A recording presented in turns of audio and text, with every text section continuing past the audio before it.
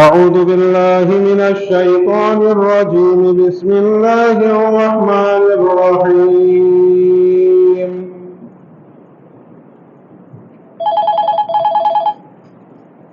فهزموهم بإذن الله وقتل داود جالوت وآتاه الله الملك والحكمة وعلمه مما يشاء ولولا دفع الله الناس بعضهم ببعض لفسدت الأرض ولكن الله ذو فضل على العالمين. اور انہوں نے اللہ کے حکم سے ان کو ہزیمت دے دی، ان کو شکست دے دی، اور داؤد نے جالوت کو قتل کر دیا، اور ان کو اللہ تعالیٰ نے بادشاہت اور حکمت عطا فرمائی، اور جو کچھ چاہا اس کو علم عطا فرمایا. اور اگر اللہ تعالیٰ لوگوں کو لوگوں سے یعنی بعض کو بعض سے دفع نہیں کرتا، دور نہ کرتا، تو زمین میں فساد برپا ہو جاتا. لیکن اللہ تعالیٰ فضل والا ہے تمام جہانوں پر. محترم حضرات، حضرت داؤد علیہ السلام کا واقعہ اب شروع کیا جا رہا ہے. حضرت داؤد علیہ السلام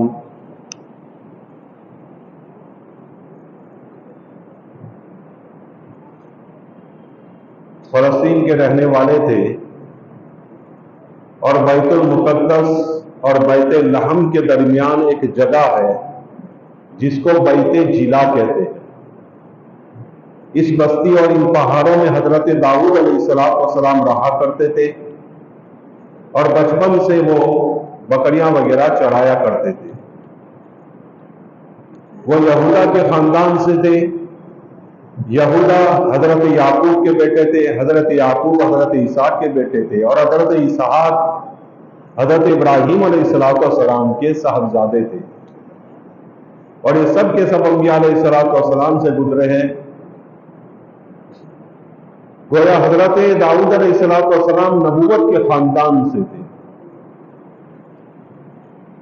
حضرت داؤد علیہ السلام کا قد چھوٹا تھا اور دبلے پتلے تھے، لیکن بلا کی خوبصورتی اللہ تعالیٰ نے عطا فرمائی تھی. آنکھیں ان کی نیل بو تھی، یعنی آنکھیں ان کی آسمانی جو کلر ہوتی ہے ایسی ان کی آنکھیں تھی. بڑے باروڑ تھے. اللہ تعالیٰ نے بہت ساری نعمتوں سے ان کو نوازا تھا، قسم قسم کی نعمتوں سے نوازا تھا. ایک تو اللہ تعالیٰ نے سب سے بڑا احسان ان پر یہ کیا کہ اللہ تعالیٰ نے ان کو نبی بنایا. جب شمویل علیہ السلام دنیا سے رخصت ہو گئے تو ان کے بعد حضرت داؤد کو اللہ تعالیٰ نے نبوت سے سرفراز فرمایا. اور داؤد اس دنیا سے رخصت ہو گئے تو تمام کے تمام فلسطین کے ایریے کے اوپر اور تمام کے تمام فلسطین ملک کے اوپر حضرت داؤد علیہ السلام کی حکومت قائم ہو گئی. حضرت داؤد علیہ السلام وہ شخص ہے کہ حضرت آدم سے لے کر حضرت داؤد تک ہر نبی یا تو نبی ہوتا تھا یا تو کوئی بادشاہ ہوتا تھا. نبوت الگ ہوا کرتی تھی اور بادشاہ الگ ہوا کرتی تھی. اور بنی اسرائیل میں بھی یہی تھا. بنی اسرائیل میں یہودا کے خاندان سے نبی بنتا تھا اور ابراہیم کے خاندان سے بادشاہ ہوتا تھا. لیکن اللہ تعالیٰ نے حضرت داؤد علیہ السلام پر یہ دونوں نعمتیں یکجا کر دی، اور دونوں نعمتیں حضرت داؤد علیہ السلام کو ودیعت فرمائی اور جمع فرما دی کہ نبوت بھی ان کو عطا کی گئی اور حکومت بھی ان کو عطا کی گئی.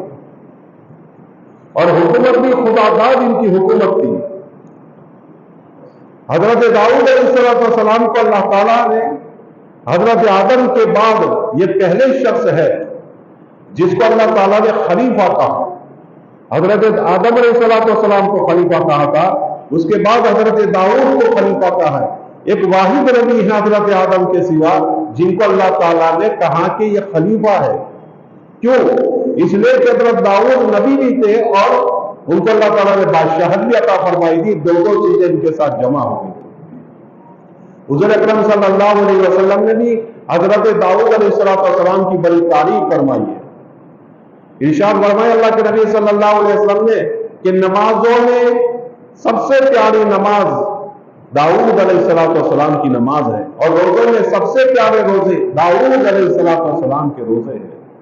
اور یہ بھی فرمایا اللہ کے نبی صلی اللہ علیہ وسلم نے کہ حضرت داؤد آدھی رات کو اٹھ جایا کرتے تھے اور عبادت میں مشغول ہو جاتے تھے. پاؤ رات تک حضرت داؤد علیہ السلام یعنی چوتھائی حصہ عبادت میں گزار دیتے تھے, پھر تھوڑی دیر کے لیے سو جاتے تھے, پھر اٹھ جاتے تھے اور عبادت میں مشغول ہو جایا کرتے تھے.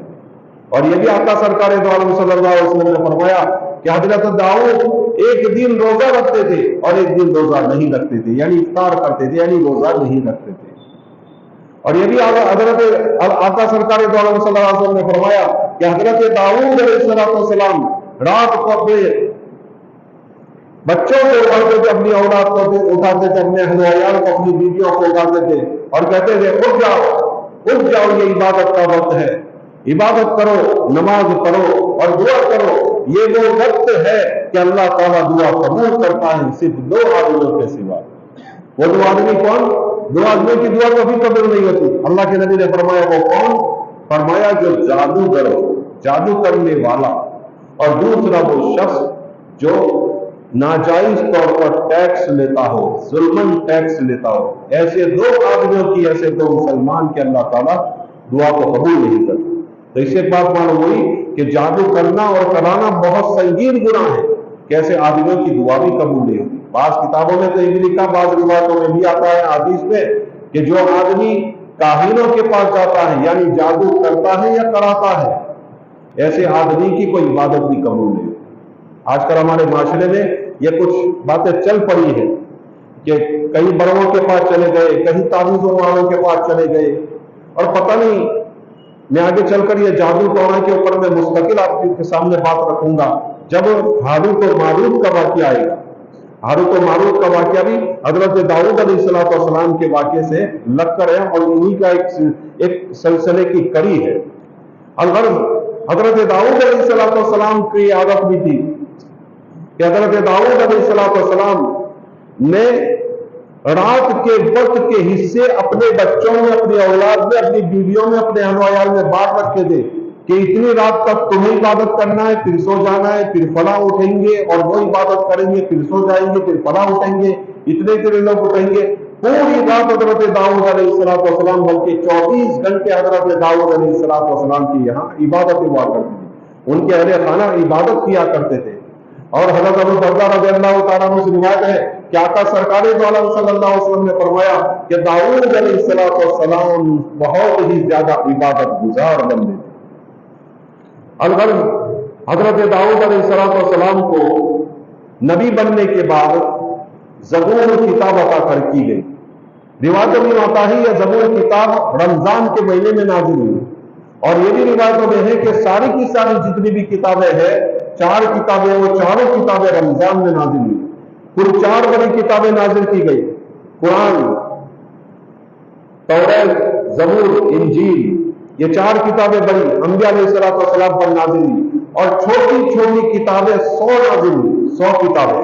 اس میں سے 50 کتابیں حضرت شیش کو عطا کی گئی, اور 30 کتابیں حضرت ادریس کو عطا کی گئی, اور 10 کتابیں حضرت ابراہیم علیہ السلام کو عطا کی گئی, اور 10 کتابیں حضرت موسیٰ علیہ السلام پر عطا کی گئی. تو یہ کل 104 کتابیں انبیاء علیہ السلام پر نازل ہوئی. کچھ بڑی تھی اور کچھ چھوٹی تھی. حضرت داؤد علیہ السلام جب توریت کی تلاوت کرتے تھے تو ان کا معجزہ تھا کہ پرندے چلنے والے پرندے ٹھہر جاتے تھے, پرندے ارد گرد حلقہ لگا لیتے تھے, حضرت داؤد کو گھیر لیتے تھے, اور بالکل خاموشی سے سنا کرتے تھے حضرت داؤد علیہ السلام کی تلاوت کو. اور یہ بھی ہے کہ حضرت داؤد علیہ السلام جب نہروں کے اوپر بیٹھ کر زبور کی تلاوت کیا کرتے تھے تو نہر کی پانی بہنا بند ہو جاتا تھا اور تھم جاتا تھا. ان کی زبان کے اندر اتنی لذت تھی، اسی لیے کہتے ہیں لہن داؤدی، یعنی اتنی خوش آواز میں نکالتے تھے کہ پرندے بھی ان کے ساتھ ساتھ تسبیح کرنے لگ جاتے تھے. حضرت داؤد علیہ السلام ذکر کرتے تھے تو پہاڑ بھی ذکر کرنے لگ جاتے تھے اور پرندے بھی ذکر کرنے لگ جاتے تھے. یہ حضرت داؤد علیہ السلام کی ایک معجزہ تھا. اسی لیے اللہ کے نبی صلی اللہ علیہ وسلم نے ایک مرتبہ حضرت موسیٰ اشعری رضی اللہ تعالیٰ عنہ کو فرمایا، وہ آپ صلی اللہ علیہ وسلم تشریف لے جا رہے تھے، سنا کہ ابو موسیٰ اشعری رضی اللہ تعالیٰ عنہ قرآن پڑھ رہے ہیں اور بڑی خوشیرانی سے پڑھ رہے ہیں. اللہ کے نبی صلی اللہ علیہ وسلم نے قرآن سنا تو صحابہ کو کہنے لگے کہ حضرت داؤد علیہ السلام کی آواز ابو موسیٰ اشعری کو نصیب ہوئی ہے. حضرت ابو موسیٰ اشعری رضی اللہ عنہ کو پتا چلا تو آقا سرکار دو عالم صلی اللہ علیہ وسلم کو عرض کیا، اے نبی اللہ، مجھے معلوم ہے کہ آپ میرا قرآن سن رہے ہیں تو اور زیادہ نکھار کر اور زیادہ اس کو میں بڑی بہترین لہجے میں پڑھتا، بڑے بہترین لہجے میں پڑھتا. اور حضرت ابو موسیٰ فرمایا کرتے، ابو عثمان فرمایا کرتے تھے کہ حضرت موسیٰ اشعری رضی اللہ تعالیٰ کی آواز اتنی بہترین آواز تھی کہ ہزاروں باجے گانے سامنے رکھ لیے جائے، حضرت ابو موسیٰ اشعری رضی اللہ تعالیٰ کی آواز کے سامنے پھیکے تھے. اتنی بہترین آواز میں وہ قرآن پڑھا کرتے تھے. تو یہ ہے حضرت داؤد علیہ السلام جب قرآن پڑھتے تھے پرندے تھم جاتے تھے، سارے جانور تھم جاتے تھے اور حضرت داؤد علیہ السلام کی تلاوت کو سنا کرتے تھے اور ذکر ان کے ساتھ کیا کرتے تھے. اور یہی باتیں کبھی کبھی اللہ تعالیٰ بعض اولیاء اللہ میں اور بعض نیکوکار بندوں کے سے بھی صادق کرتا ہے. جیسے حضرت عطا اللہ شاہ بخاری رحمۃ اللہ علیہ جو ہمارے جنگ آزادی کے سرخیلوں میں سے تھے، فریڈم فائٹر تھے اور جنگ آزادی کی جنگ لڑنے والے تھے، بڑے آدمی تھے اور سید خاندان سے تھے. وہ جب قرآن پڑھتے تھے، قرآن جب وہ پڑھتے تھے تو اچھے لوگ تھم جاتے تھے ان کا قرآن پڑھنے کے لیے. ان کو جیل میں ڈال دیا گیا اور پھانسی کی سزا سنا دی گئی کہ فلاں تاریخ کو ان کی سزا اور ان کو پھانسی پر لٹکا دیا جائے، کیونکہ انگریزوں کے خلاف وہ لڑنے والے تھے. انگریزوں نے پھانسی کی سزا دے دی. اوقات وقت نکلتا گیا، پھانسی کا وقت قریب آیا. انگریز جج نے پوچھا کہ بتاؤ تمہاری آخری خواہش، آخری اچھا کیا ہے؟ انہوں نے کہا کہ میں قرآن پڑھوں اور تم سب قرآن سنو، میری یہ چاہت ہے. انہوں نے قرآن کہا ٹھیک ہے آپ کا قرآن سن لیتے ہیں، اس میں کون سی بڑی بات ہے. انگریز افسر سب بیٹھے اور دوسرے سارے لوگ بیٹھے، پھر انہوں نے قرآن پڑھنا شروع کیا. اتنا اچھا قرآن پڑھا، اتنا اچھا قرآن، کیونکہ ان کی آواز ہی ایسی تھی. اللہ تعالیٰ نے ان کی آواز کے اندر ایسی لذت رکھی تھی کہ سب کے سب مبہوت رہ گئے، آنکھیں کی کھلی رہ گئے. انگریز افسر کو دل میں یہ آیا کہ اتنا اچھا قرآن پڑھنے والا اگر اس کو پھانسی پر لٹکا دیا گیا تو یہ آواز زندگی بھر کے لیے اور ہمیشہ کے لیے ختم ہو جائے گی. ایسی آواز تو ہمارے ہندوستان میں باقی رہنی چاہیے. یہ ہے اعتراف حق، اچھی بات کا اعتراف کرنا، چاہے دشمن ہو لیکن اچھی بات ہے تو ہمیں اس کا اعتراف کرنا چاہیے. یہاں تو مسلمان کی اچھائیوں کا اعتراف کرنے کے لیے تیار نہیں ہوتا، اس کے حق بات کو اعتراف کرنے کے لیے تیار نہیں ہوتا، اس کی ذرا سی تعریف کرنے کے لیے تیار نہیں ہوتا. ہاں البتہ کوئی خامی مل جائے تو پوری دنیا میں اس کو کھلانے کے لیے تیار ہوں گے، پوری دنیا میں اس کو شائع کریں گے، ادھر کہیں گے، ادھر کہیں گے، یہاں کہیں گے، وہاں کہیں گے. ایک دو باتیں اس کی غلط ثابت ہو گئی اور ایک دو باتیں کوئی اس سے سرزد ہو گئی، کوئی غلطیاں سرزد ہو گئی، پوری دنیا کے اندر اس کو ذلیل و خوار کریں گے، اس کی پگڑی کو اچھاڑیں گے اور اس کی عزت کو نیلام کریں گے. اور ادھر 100 باتیں اس کی اچھی ہے، اس کا کبھی ذکر بھی نہیں کریں گے، اس کا کبھی ذکر بھی نہیں کریں گے.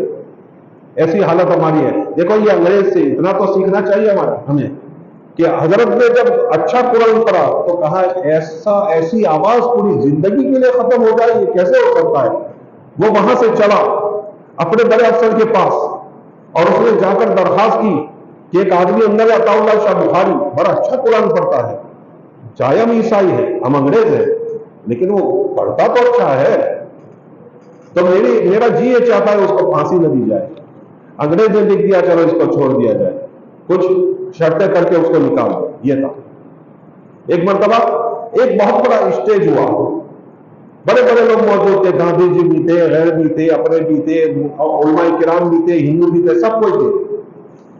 اب یہ طے ہوا کہ سارے دھرم کے لوگ جب موجود ہیں تو ہر ایک کچھ نہ کچھ پڑھے اپنی دھرم کی بات۔ اب کون پڑھے، کیا کرے؟ تو گاندھی جی نے کہا پہلے قرآن پڑھا جائے، چلو قرآن پڑھ لو، اس کے بعد سب پڑھیں گے۔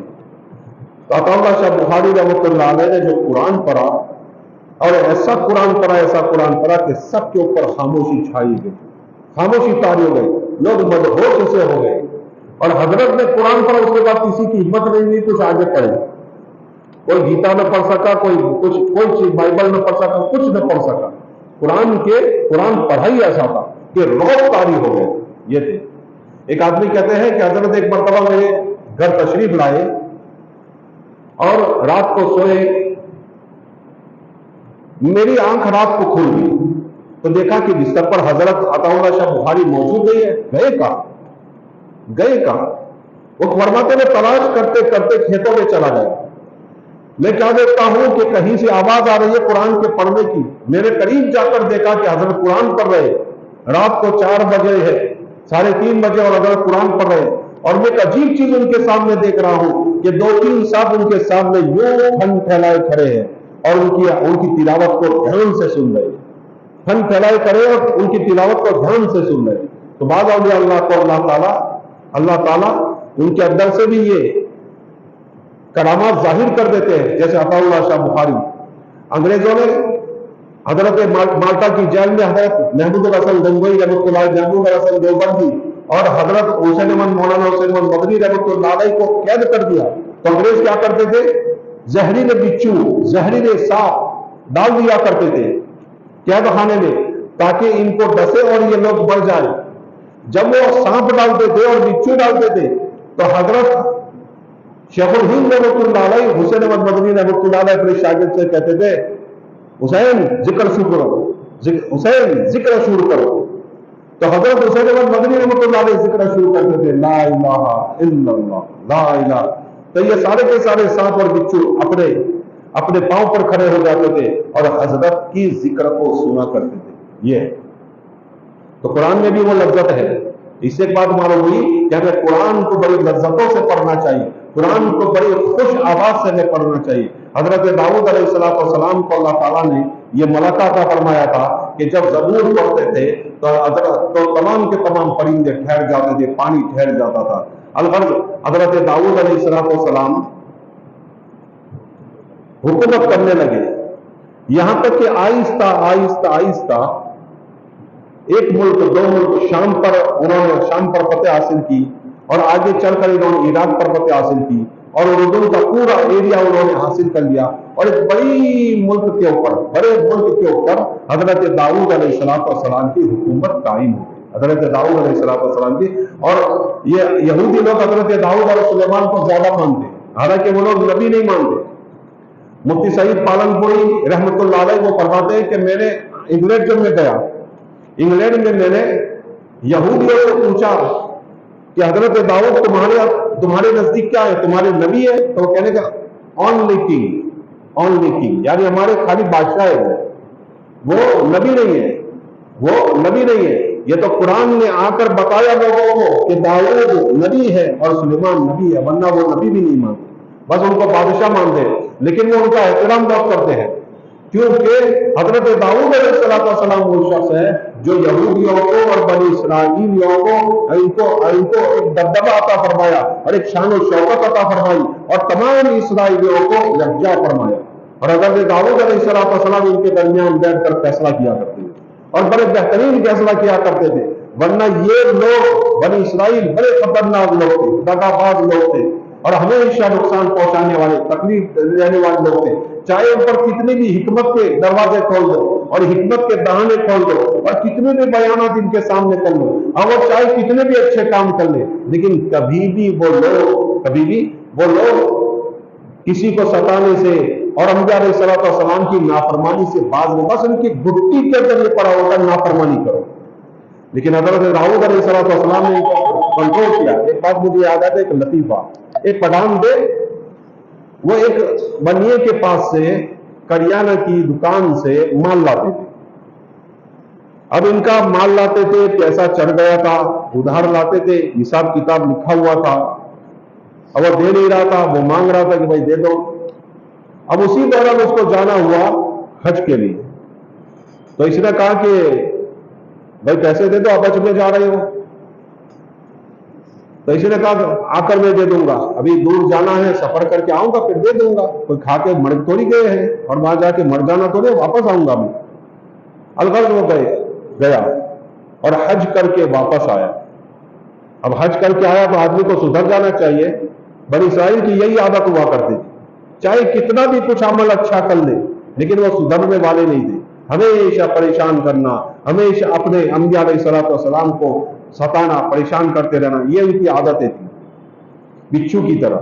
अलगर्ज ये पठान साहब आए हज करके, लोगों की मुलाकातें की, मुलाकातें करते करते करते ये पहुंचा उसी दुकान पर, बनिए की दुकान पर, करियाना की दुकान पर, और कहा कि लाओ मेरा हिसाब किताब कहां है, किस चौपड़े में तूने लिखा है।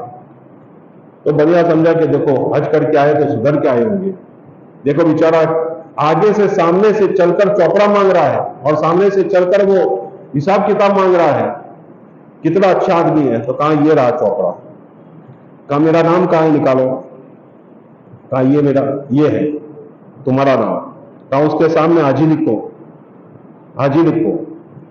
तो इसने हाजी लिखवाया। कहा कि बस अब चौपड़ा बंद कर दो, अब जब भी मैं लेने के लिए आऊं तो मेरा हाजी लिखने का, क्या कहा, हाजी सलीम लिखने का। तो ये है, आदमी चाहे कितना भी सुधर जाए लेकिन कभी कभी कोई आदमी ऐसा होता है जो बिच्छू की तरह होता है, बिच्छू की तरह बस नुकसान पहुंचाओ, तकलीफ।